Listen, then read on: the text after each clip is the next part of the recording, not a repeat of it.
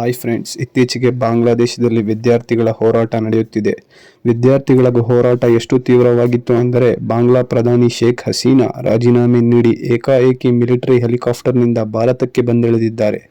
ಇದಕ್ಕೆ ಕಾರಣ ಯಾರು, ಯಾರ ಕೈವಾಡ ಇದೆ, ಭಾರತದ ಮೇಲೆ ಏನು ಪರಿಣಾಮ ಬೀಳುತ್ತೆ, ಬನ್ನಿ ನೋಡೋಣ.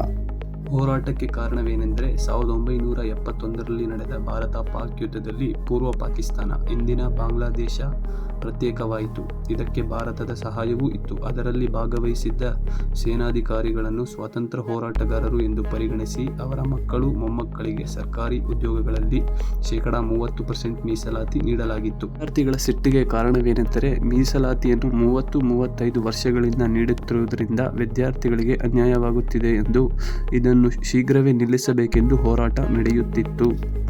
ಶಾಂತಿಯುತವಾಗಿ ಮಾಡುತ್ತಿದ್ದ ಪ್ರತಿಭಟನೆಗೆ ಹಿಂಸಾತ್ಮಕ ಬಣ್ಣವನ್ನು ನೀಡಿದ್ದು ಪಾಕ್ನ ಗುಪ್ತಚರ ಇಲಾಖೆ ISI, ಜಮಾತೆ ಇಸ್ಲಾಮಿ ಪಾಕಿಸ್ತಾನ ಹಾಗೂ ಬಾಂಗ್ಲಾದೇಶಿ ನ್ಯಾಷನಲಿಸ್ಟ್ ಪಾರ್ಟಿಯನ್ನು ಉಪಯೋಗಿಸಿಕೊಂಡು ISI ಹಿಂಸಾತ್ಮಕ ಪ್ರತಿಭಟನೆಯನ್ನು ಮಾಡುತ್ತಿದೆ. ISIಗೆ ಇದರಲ್ಲೇನು ಇಂಟ್ರೆಸ್ಟ್ ಅಂತ ಕೇಳುತ್ತೀರಾ? ನಿಜವಾಗಿಯೂ ಇದರ ಹಿಂದಿರೋದು ಅಮೆರಿಕಾದ ಗುಪ್ತಚರ ಇಲಾಖೆ CIA. ಅಮೆರಿಕಾಗೆ ಇದರಿಂದ ಏನು ಲಾಭ, ಬನ್ನಿ ನೋಡೋಣ. ಪ್ರೊಟೆಸ್ಟ್ಗಳಿಂದ ಅಮೆರಿಕಾಗೆ ಏನು ಲಾಭ ಅಂದರೆ ಗಟ್ಟಿಗೊಳ್ಳುತ್ತಿರುವ ಬಾಂಗ್ಲಾದೇಶ ಹಾಗೂ ಚೈನಾದ ಸಂಬಂಧವನ್ನು ಹಾಳು ಮಾಡಬಹುದು. ಇತ್ತೀಚೆಗೆ ಚೈನಾ ಬಾಂಗ್ಲಾದೇಶಕ್ಕೆ $1 ಬಿಲಿಯನ್ ಅಷ್ಟು ಏಡ್ ಅಂದರೆ ಆರ್ಥಿಕ ಸಹಾಯವನ್ನು ನೀಡುತ್ತಾ ಬರ್ತಾ ಇದೆ. ಹಾಗೂ ಚೈನಾದ ಮ್ಯಾಂಡ್ರಿನ್ ಭಾಷೆಯನ್ನು ಬಾಂಗ್ಲಾದ ಸಾಕಷ್ಟು ಯೂನಿವರ್ಸಿಟಿಗಳಲ್ಲಿ ಕಲಿಸಿಕೊಡಲಾಗ್ತಿದೆ. ಈ ಮ್ಯಾಂಡ್ರಿನ್ ಭಾಷೆಯನ್ನು ಕಲಿಸಿಕೊಡುವುದರಿಂದ ಚೈನಾಗೇನು ಲಾಭ ಅಂತೀರಾ? ಚೈನಾದಲ್ಲಿ ಸಾಕಷ್ಟು ಏಜಿಂಗ್ ಪಾಪ್ಯುಲೇಷನ್ ಆಗಿದೆ. ಅದರಿಂದ ಅವರ ಬಳಿ ಲೇಬರ್ ಇಂಡಸ್ಟ್ರಿಯಲ್ಲಿ ಕೆಲಸ ಮಾಡಲು ಲೇಬರ್ ಇಲ್ಲ. ಈ ಲೇಬರನ್ನು ಬಾಂಗ್ಲಾದೇಶದಿಂದ ಕರೆಸಿಕೊಳ್ಳೋದೇ ಇವರ ಪ್ಲ್ಯಾನ್. ಬಾಂಗ್ಲಾದೇಶದಿಂದ ಬರುವ ಲೇಬರ್ಗಳು ತುಂಬ ಚೀಪ್ ಸಂಬಳಕ್ಕೆ ಕೆಲಸ ಮಾಡ್ತಾರೆ. ಇದರಿಂದ ಚೈನಾದಲ್ಲಿ ಪ್ರೊಡಕ್ಟಿವಿಟಿ ಅಂದರೆ ಜಾಸ್ತಿ ಪ್ರೊಡ್ಯೂಸ್ ಮಾಡ್ಬೋದು. ಈ ಜಾಸ್ತಿ ಪ್ರೊಡ್ಯೂಸ್ ಮಾಡಿದ್ರೆ ಅವರ ಆರ್ಥಿಕತೆ ಇನ್ನೂ ಪಾಸಿಟಿವ್ ಅಂದರೆ ಮುಂದೆ ಹೋಗುತ್ತೆ. ಇದರಿಂದ ಅಮೆರಿಕಾಗೆ ಬಹಳ ಕಷ್ಟ. ಸೌತ್ ಚೈನಾ ಸಮುದ್ರದಲ್ಲಿ ಅಮೆರಿಕ ಚೈನಾವನ್ನು ನಿಯಂತ್ರಿಸಲು ಒಂದು ಮಿಲಿಟರಿ ಬೇಸ್ ಬೇಕು. ಆದರೆ ಅಲ್ಲಿ ಯಾವ ಬೇಸ್ ಕೂಡ ಸಿಗದ ಕಾರಣ ಬಾಂಗ್ಲಾದ ಸೇಂಟ್ ಮಾರ್ಟಿನ್ ಐಲ್ಯಾಂಡನ್ನು ಕೇಳುತ್ತಿತ್ತು. ಆದರೆ ಶೇಖ್ ಹಸೀನಾ ಇದನ್ನು ನಿರಾಕರಿಸಿದ್ದರು. ಇದಕ್ಕೆ ಸಿಟ್ಟುಗೊಂಡ ಅಮೆರಿಕದ CIA ಪಾಕ್ನ ISI ಮೂಲಕ ವಿದ್ಯಾರ್ಥಿಗಳ ಪ್ರೊಟೆಸ್ಟ್ಗೆ ಬೆಂಬಲ ನೀಡಿತು. ಹಾಗೂ ಬಾಂಗ್ಲಾದ ಮಿಲಿಟರಿ ಕೂಡ ಶೇಖ್ ಹಸೀನಾ ವಿರುದ್ಧವಾಗಿ ಸಂಚು ಮಾಡಲು ಪ್ರೋತ್ಸಾಹಿಸಿತು. ಹಾಗೂ ಈಗ ಸೇನೆ ಬಾಂಗ್ಲಾದಲ್ಲಿ ಅಧಿಕಾರ ನಡೆಸುತ್ತಿದೆ. ಸೇನೆ ಅಮೆರಿಕದ ಕೈಗೊಂಬೆಯಂತೆ ಕೆಲಸ ಮಾಡುವುದಂತೂ ನಿಶ್ಚಿತ. ಭಾರತಕ್ಕೆ ಇದರಿಂದ ಏನು ತೊಂದರೆ ಎಂದರೆ ಪಾಕ್ನ ISI ಈಗ ಬಾಂಗ್ಲಾದ ನೆಲವನ್ನು ಉಪಯೋಗಿಸಿಕೊಂಡು ಭಾರತದ ನಾರ್ತ್ ಈಸ್ಟರ್ನ್ ಭಾಗದಲ್ಲಿ ಇನ್ಸರ್ಜೆನ್ಸಿ ಬಂಡಾಯ ಗುಂಪುಗಳಿಗೆ ಸಹಾಯ ಮಾಡಿ ಸಂಪೂರ್ಣ ನಾರ್ತ್ ಈಸ್ಟನ್ನು ಡಿಸ್ಟೆಬಿಲೈಸ್ ಅಸ್ಥಿರಗೊಳಿಸಬಹುದು.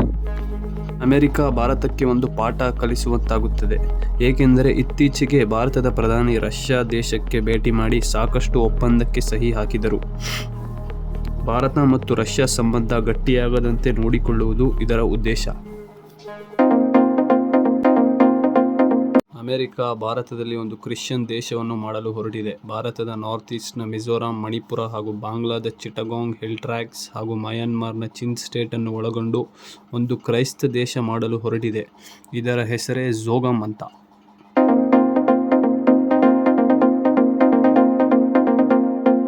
ಝೋಗಮ್ ದೇಶದಲ್ಲಿ ಒಂದು ಪರ್ಮನೆಂಟ್ ಮಿಲಿಟರಿ ಬೇಸನ್ನು ಅಮೆರಿಕ ಸ್ಥಾಪನೆ ಮಾಡಲು ಯೋಚಿಸಿದೆ. ಇದರಿಂದ ಚೈನಾ ಮೇಲೆ ಒಂದು ಕಣ್ಗಾವಲಿಡಬಹುದು ಹಾಗೂ ಭಾರತ, ಮಯನ್ಮಾರ್ ಮೇಲೂ ಕೂಡ ಒಂದು ಕಣ್ಗಾವಲಿಡಬಹುದು. ಹಾಗೂ ದಕ್ಷಿಣ ಚೀನಾ ಸಮುದ್ರದಲ್ಲಿ ಚೈನಾದ ಗತಿವಿಧಿ ಹಾಗೂ ಆಕ್ಟಿವಿಟಿಗಳ ಮೇಲೆ ಒಂದು ಕಣ್ಣಿಡಬಹುದೆಂದು ಅಮೆರಿಕ ಪ್ರಯತ್ನ ಪಡುತ್ತಿದೆ. ಈಗಾಗಲೇ ಅಮೆರಿಕ ಕಾಂಬೋಡಿಯಾ, ಲಾವೋಸ್ ಹಾಗೂ ಮಯನ್ಮಾರ್ನಲ್ಲಿ ಡೀಪ್ ಪ್ರೆಸೆನ್ಸ್ ಅನ್ನು ಹೊಂದಿದೆ. ಈ ಪ್ರೆಸೆನ್ಸ್ನ ಕಾರಣವೆಂದರೆ ಅಮೆರಿಕದ CIA ಡ್ರಗ್ಸ್ ಅನ್ನು ಇಲ್ಲಿ ಬೆಳೆಯುತ್ತದೆ ಹಾಗೂ ಬೇರೆ ದೇಶಗಳಿಗೆ ಎಕ್ಸ್ಪೋರ್ಟ್ ಕೂಡ ಮಾಡುತ್ತದೆ. ಅಮೆರಿಕದ CIA ಭಾರತದ ನಾರ್ತ್ ಈಸ್ಟ್ ಭಾಗದಲ್ಲಿ ಡ್ರಗ್ಸ್ ಸಪ್ಲೈ ಮಾಡುತ್ತದೆ ಹಾಗೂ ಅಲ್ಲಿನ ಸೋಷಿಯಲ್ ಡೆಮೋಗ್ರಫಿಯನ್ನು ಕೆಡಿಸುವ ಯೋಜನೆಯನ್ನು ಕೂಡ ಮಾಡಿದೆ. ನಾರ್ತ್ ಈಸ್ಟ್ನ ಜನರಿಗೆ ಡ್ರಗ್ಸ್ ಮೂಲಕ ಖಿನ್ನತೆಗೆ ಒಳಗೊಂಡ ಜನರಿಗೆ ರಿಹ್ಯಾಬಿಲಿಟೇಷನ್ ಸಿಗುತ್ತದೆ ಹಾಗೂ ಮುಂದೆ ಉಡ್ತಾ ಪಂಜಾಬ್ ಅಲ್ಲ, ಉಡ್ತಾ ನಾರ್ತ್ ಈಸ್ಟ್ ಆಗುತ್ತದೆ ಹಾಗೂ ಸಂಪೂರ್ಣ ನಾರ್ತ್ ಈಸ್ಟ್ ಅಸ್ಥಿರಗೊಳ್ಳುತ್ತದೆ. ಇದರಿಂದ ಭಾರತಕ್ಕೆ ತೀವ್ರ ಪರಿಣಾಮಗಳು ಉಂಟಾಗುತ್ತವೆ.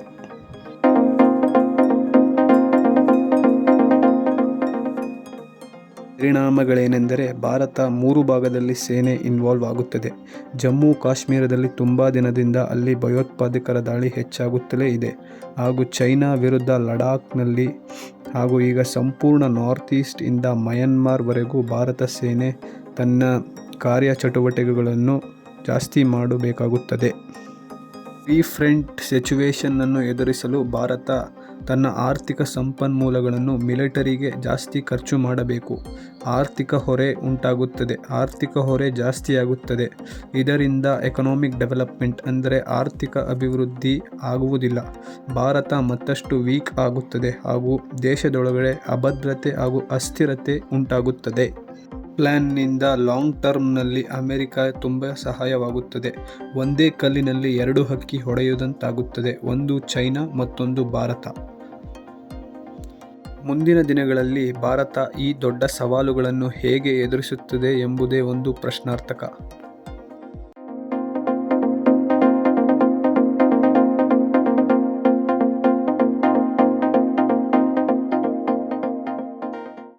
ಧನ್ಯವಾದಗಳು ಸ್ನೇಹಿತರೆ. ವಿಡಿಯೋ ಇಷ್ಟ ಆದಲ್ಲಿ ಲೈಕ್, ಶೇರ್, ಕಾಮೆಂಟ್ ಹಾಗೂ ಸಬ್ಸ್ಕ್ರೈಬ್ ಮಾಡಿ.